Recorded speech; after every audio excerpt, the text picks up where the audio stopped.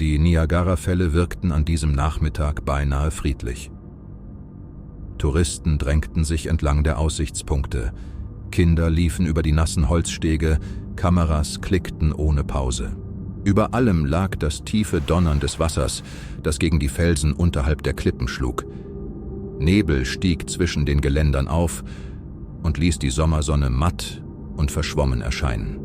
Mitten in dieser Menschenmenge stand die Familie Reynolds. Daniel Reynolds hielt eine Kamera in der Hand. Neben ihm stand seine Frau Laura. Ihre Tochter Mia klammerte sich lachend an das Geländer, während Caleb, der ältere Bruder, vorsichtig nach unten in die tosende weiße Strömung blickte. Nichts an diesem Moment wirkte ungewöhnlich. Ein Tourist bot an, ein gemeinsames Foto zu machen. Die Familie stellte sich dicht zusammen. 4 Menschen vor den Niagara-Fällen. Ein letzter eingefrorener Augenblick. Später würde die Polizei dieses Bild tausendfach vergrößern, denn es war die letzte bestätigte Aufnahme der Familie Reynolds. Nur wenige Minuten danach verschwanden sie. Zeugen erinnerten sich später daran, dass die Familie einen kleineren Waldweg entlang ging, der vom Hauptbereich der Aussichtspunkte wegführte. Der Lärm der Fälle wurde dort schwächer. Die Touristen blieben zurück. Zwischen den Bäumen war es plötzlich still. Niemand sah, was danach geschah. Als die Familie am Abend nicht in ihr Hotel zurückkehrte, begann zunächst niemand, sich Sorgen zu machen. Doch gegen Mitternacht meldete das Hotelpersonal die 4 offiziell als vermisst. Die ersten Suchtrupps erreichten den Wald noch in derselben Nacht. Taschenlampen glitten über nasse Wege, Holztreppen und Geländer. Polizeihunde suchten nach Spuren. Ranger überprüften die Bereiche entlang der Klippen. Man vermutete zunächst einen Unfall, doch es gab keine Hinweise. Keine abgestürzten Gegenstände, keine beschädigten Geländer, keine Blutspuren, keine Schreie, die jemand gehört hatte. Und vor allem keine Körper. Die gemietete Familienlimousine blieb ebenfalls verschwunden. Keine Kameraaufnahmen zeigten das Fahrzeug beim Verlassen des Parks. Keine Kennzeichen wurden registriert. Es war, als hätte die Familie den Ort einfach verlassen und sich danach in Luft aufgelöst. Die Suche dauerte Wochen. Hubschrauber kreisten über die Wäldern. Taucher durchsuchten das Wasser. Freiwillige liefen kilometerweit durch dichtes Unterholz. Ohne Ergebnis. Mit der Zeit begann der Fall zu verblassen. Die Medien verloren das Interesse. Die Akte verschwand in den Archiven. Und der Name Reynolds wurde zu einer weiteren ungelösten Vermisstenakte. Bis 6 Jahre später. Im Sommer 2016 betrat ein Junge eine kleine Tankstelle nahe eines Waldgebietes im Bundesstaat New York. Er war barfuß. Seine Kleidung hing in nassen, zerrissenen Fetzen an seinem Körper. Die Haut war blass. Sein Blick wirkte leer und gleichzeitig panisch, als hätte er jahrelang kein künstliches Licht mehr gesehen. Die Angestellte hinter der Kasse fragte vorsichtig, ob er Hilfe brauche. Der Junge antwortete erst nach mehreren Sekunden. Mit leiser Stimme sagte er: „Ich heiße Caleb Reynolds." In diesem Moment wurde aus einem alten Vermisstenfall plötzlich wieder Realität. Und niemand ahnte damals, dass Caleb Reynolds etwas aus den Wäldern zurückgebracht hatte. Etwas, über das er jahrelang nicht sprechen durfte. Die Nachricht verbreitete sich innerhalb weniger Stunden in allen lokalen Polizeidienststellen. Caleb Reynolds war zurückgekehrt. 6 Jahre nach dem Verschwinden der Familie saß der damals 15-jährige Junge in einem kleinen Untersuchungsraum des Sheriff Departments von Niagara County. Eine graue Decke lag über seinen Schultern. Vor ihm stand ein Plastikbecher mit Wasser, den er seit Minuten nicht angerührt hatte. Die Beamten bemerkten sofort, dass etwas mit ihm nicht stimmte. Nicht nur wegen seines Aussehens. Caleb reagierte auf Geräusche ungewöhnlich nervös. Jedes Mal, wenn jemand den Flur entlang ging, hob er erschrocken den Kopf. Als ein Telefon klingelte, zuckte er sichtbar zusammen. Vor allem aber fiel den Ermittlern etwas anderes auf. Der Junge vermied es konsequent, nach oben zu schauen. Sein Blick blieb ständig auf dem Boden oder auf seinen Händen fixiert. Ein Psychologe versuchte vorsichtig, mit ihm zu sprechen. „Weißt du, wie lange du weg warst?" Caleb antwortete erst nach mehreren Sekunden: „Nicht genau." „Kannst du uns sagen, wo du gewesen bist?" Dann bewegten sich seine Lippen kaum hörbar. „Im Wald." Mehr sagte er zunächst nicht. Die Ermittler glaubten anfangs, Caleb könnte unter schwerem Schock stehen. Vielleicht hatte jemand die Familie entführt. Vielleicht war der Junge traumatisiert. Vielleicht hatte er Jahre in Isolation verbracht. Doch schon wenige Stunden später begannen die ersten Details des Falls erneut Fragen aufzuwerfen. Denn Calebs Zustand passte nicht zu einem normalen Vermisstenfall. Sein Körper zeigte kaum Anzeichen längerer Misshandlung. Er war unterernährt, aber nicht lebensgefährlich geschwächt. Es gab keine frischen Narben, keine offensichtlichen Verletzungen. Und dennoch wirkte er wie jemand, der jahrelang in permanenter Angst gelebt hatte. Besonders seltsam wurde es, als Ärzte seine Hände untersuchten. Unter mehreren Fingernägeln fanden sich winzige Holzsplitter. Alte Verletzungen an den Fingern deuteten darauf hin, dass Caleb über lange Zeit immer wieder versucht hatte, Holzoberflächen aufzukratzen oder zu bearbeiten. Fast zwanghaft. Noch in derselben Nacht wurde die ehemalige Vermisstenakte der Familie Reynolds erneut geöffnet. Alte Ermittler kehrten zurück. Verstaubte Beweisfotos wurden hervorgeholt.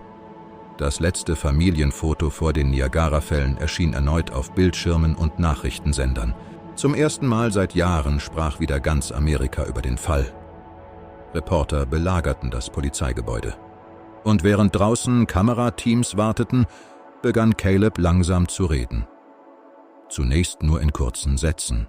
Er erzählte von einem Haus, von Dunkelheit, von Regeln und von einer Stimme.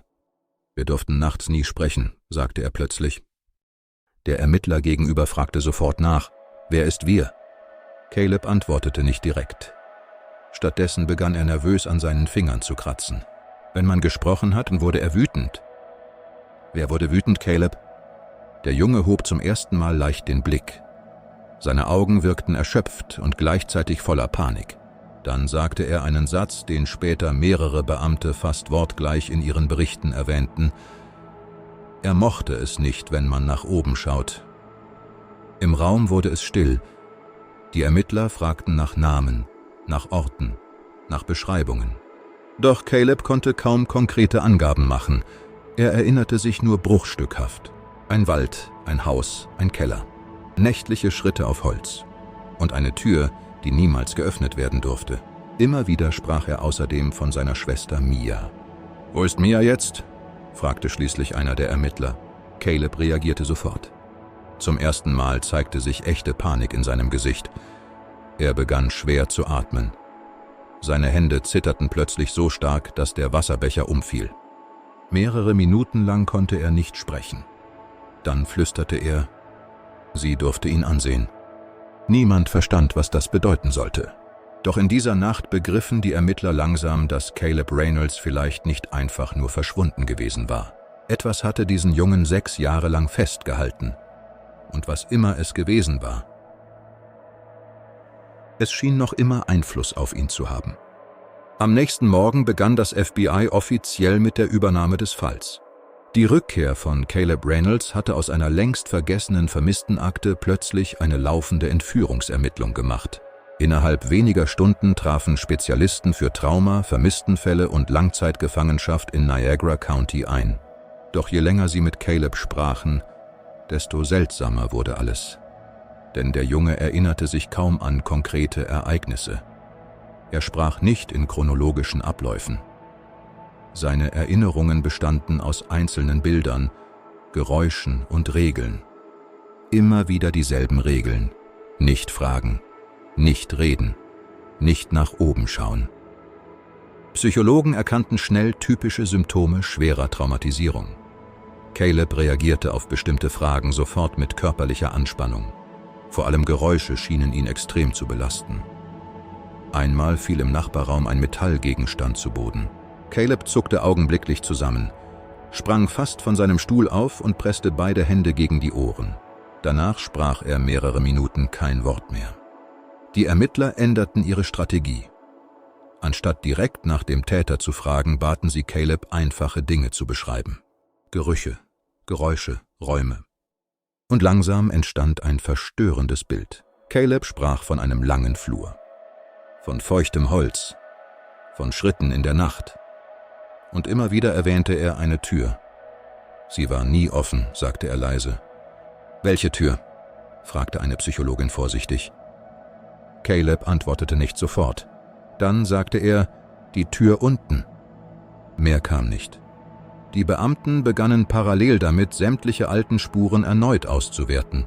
Zum ersten Mal seit Jahren wurde auch das letzte bekannte Bewegungsprofil der Familie Reynolds vollständig rekonstruiert.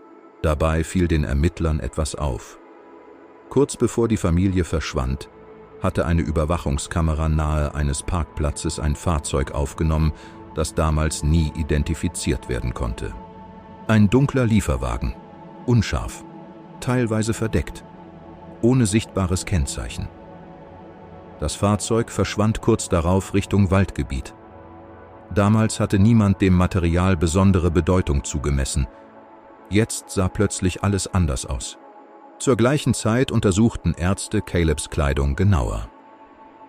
Zwischen den Stofffasern fanden Labore Rückstände von Schimmelsporen, feuchter Erde und industriellen Kunststofffasern. Einige davon stammten vermutlich von Planenmaterial oder isolierten Wandverkleidungen.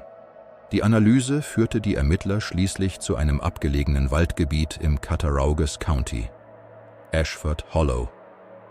Dichte Wälder, kaum bewohnte Gebiete, alte Jagdhütten, verlassene Gebäude. Ein Ort, an dem jemand jahrelang unbemerkt leben konnte. Suchteams wurden sofort entsandt. Währenddessen verschlechterte sich Calebs psychischer Zustand erneut.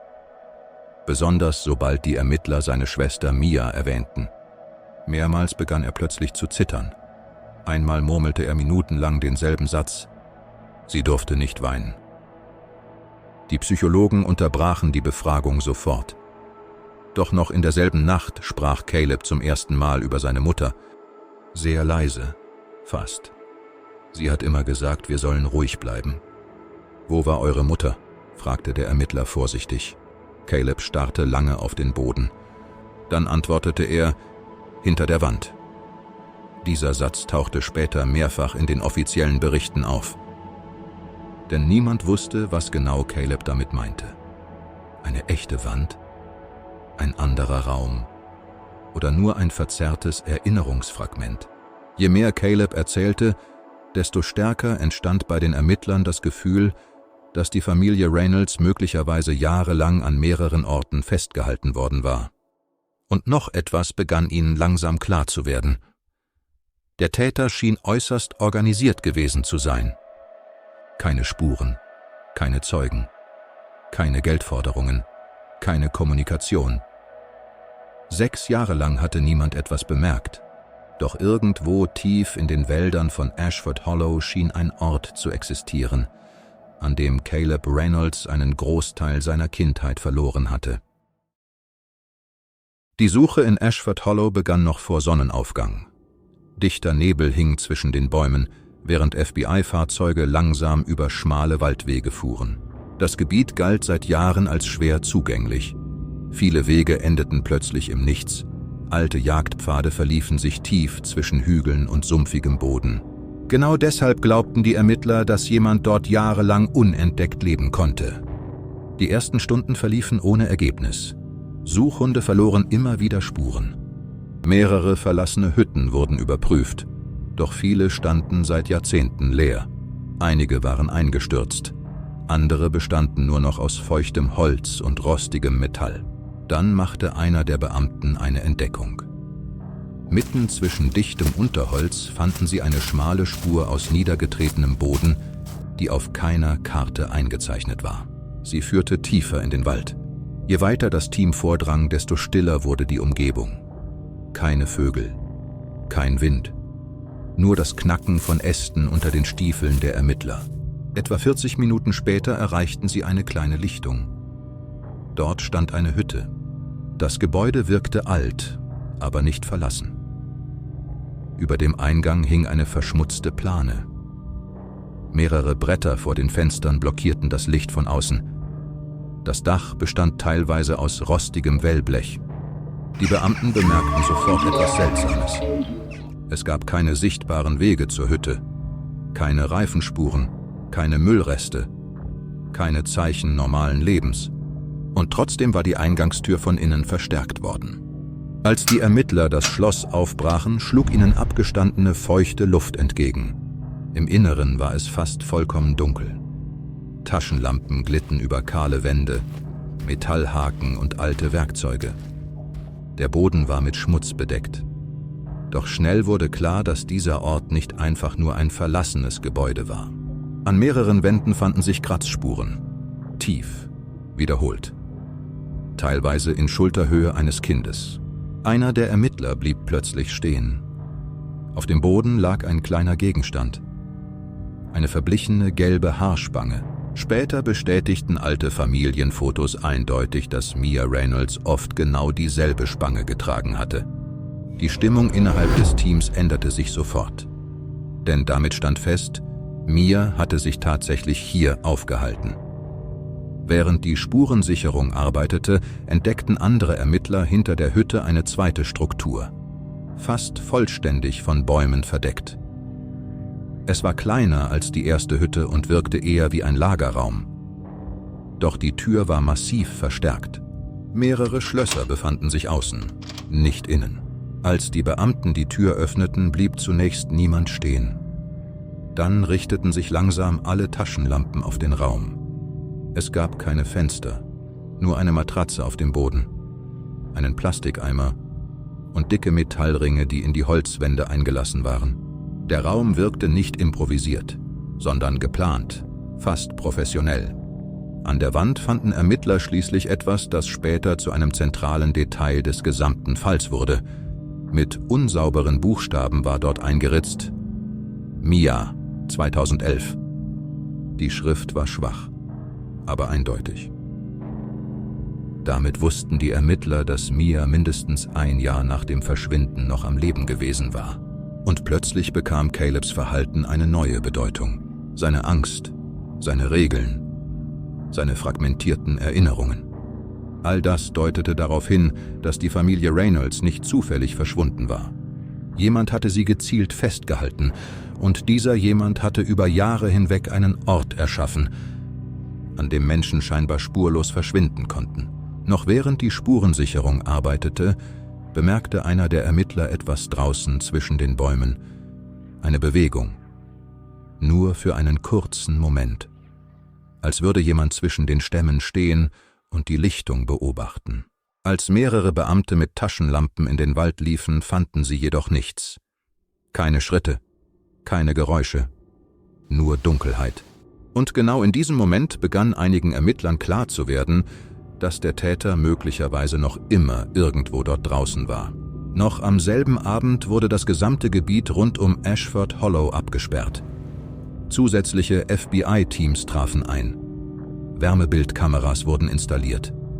Beamte durchkämmten die Wälder bis tief in die Nacht hinein. Denn inzwischen glaubte niemand mehr an einen einzelnen spontanen Täter. Die Hütte wirkte vorbereitet, geplant. Fast so, als hätte dort über Jahre hinweg jemand gelebt, ohne entdeckt werden zu wollen. Und genau das machte den Fall plötzlich noch verstörender. Denn wenn Caleb und Mia tatsächlich dort festgehalten worden waren, wie hatte niemand etwas bemerkt? Während draußen die Suche weiterlief, begannen Spezialisten im Inneren der Gebäude mit der detaillierten Spurensicherung. Dabei fanden sie weitere Hinweise. Unter mehreren Bodendielen lagen kleine Stoffreste. Kinderkleidung. Teilweise stark verschmutzt, teilweise zerschnitten. Außerdem entdeckten Ermittler an einer Wand schwache Markierungen, Striche, die offenbar genutzt worden waren, um Zeit zu zählen. Hunderte davon. Ein FBI-Analyst sagte später, genau dieser Anblick habe ihm mehr Angst gemacht als alles andere im Gebäude. Denn irgendjemand hatte dort unten Tag für Tag gezählt. Jahrelang. Die Forensiker fanden außerdem Hinweise darauf, dass der Täter bestimmte Bereiche absichtlich schallisoliert hatte.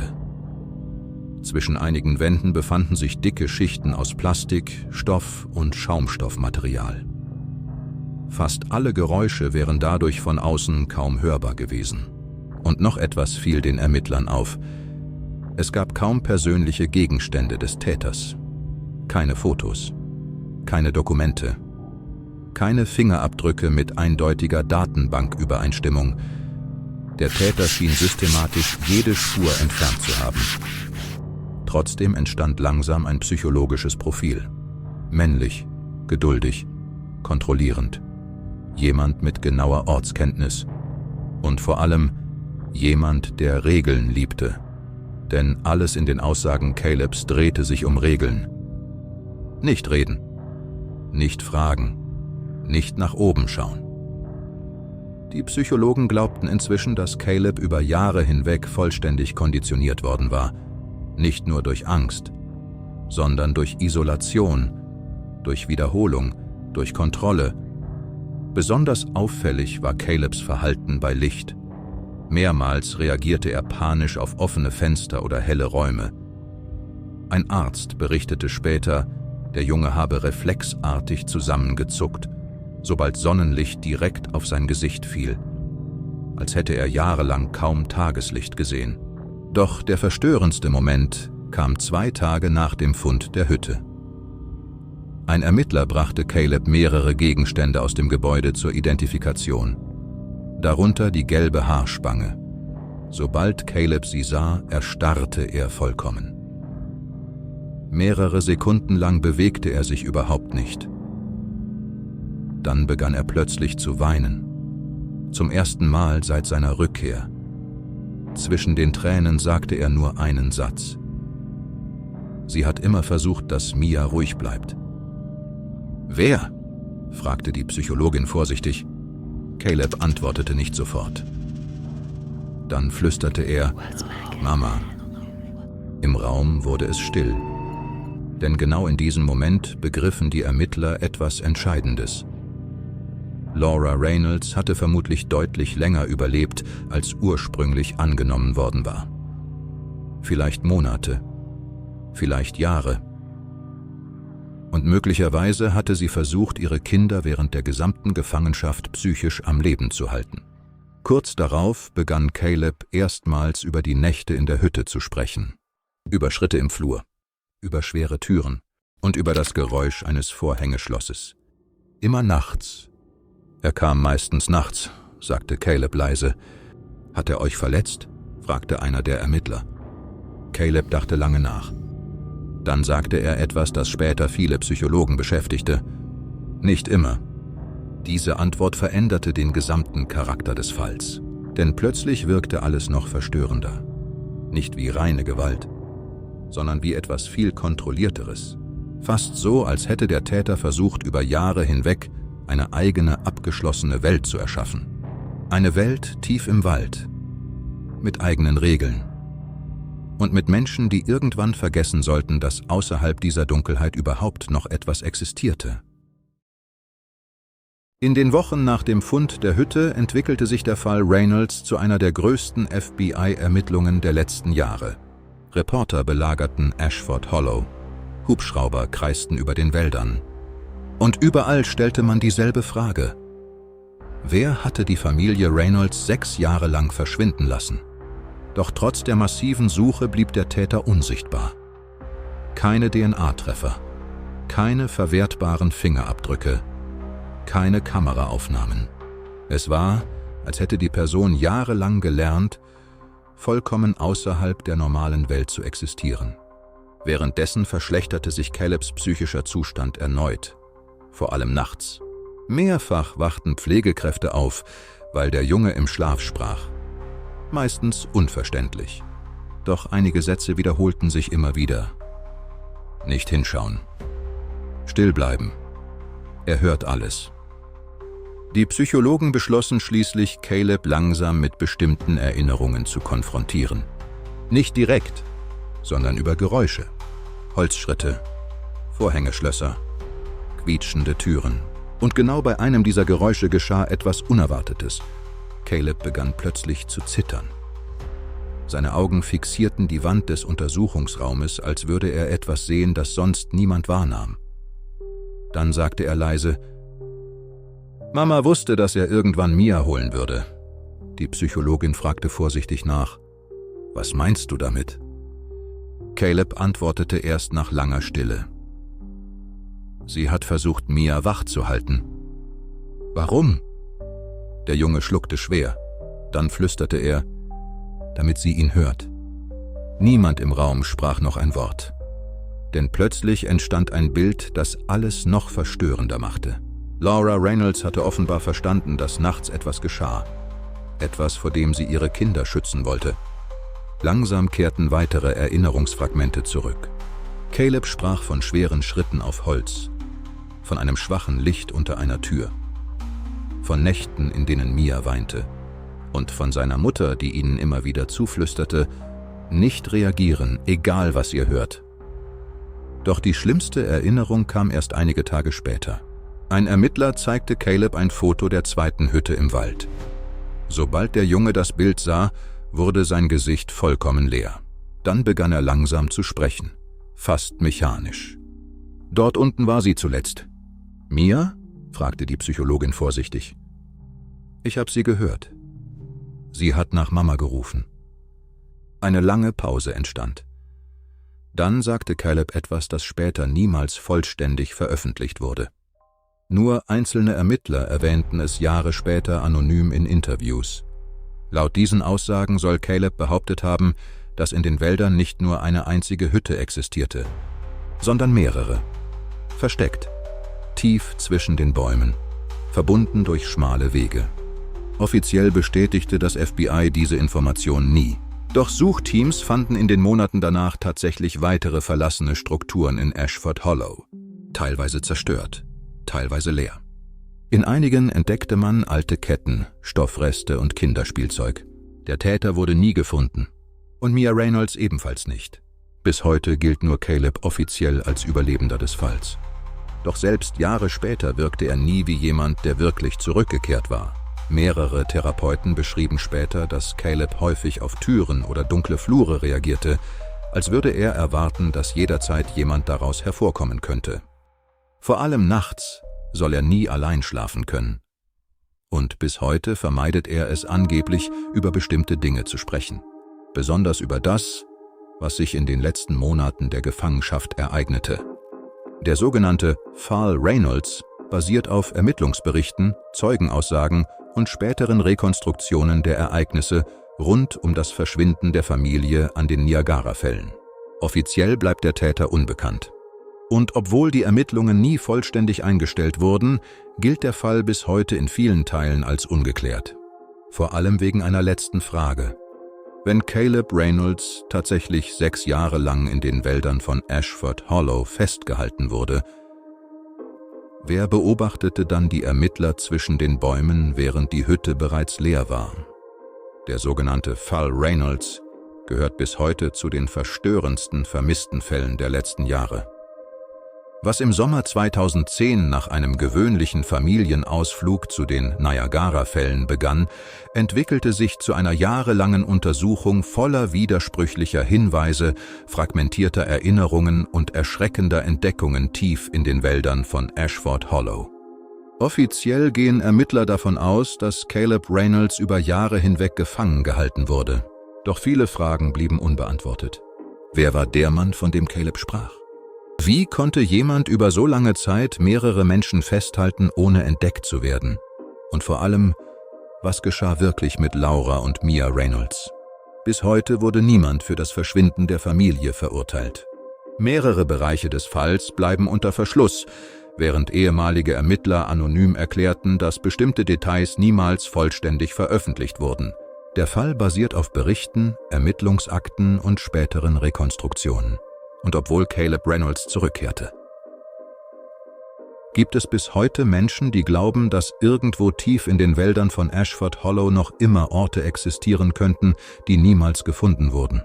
Denn manche Menschen verschwinden nicht einfach.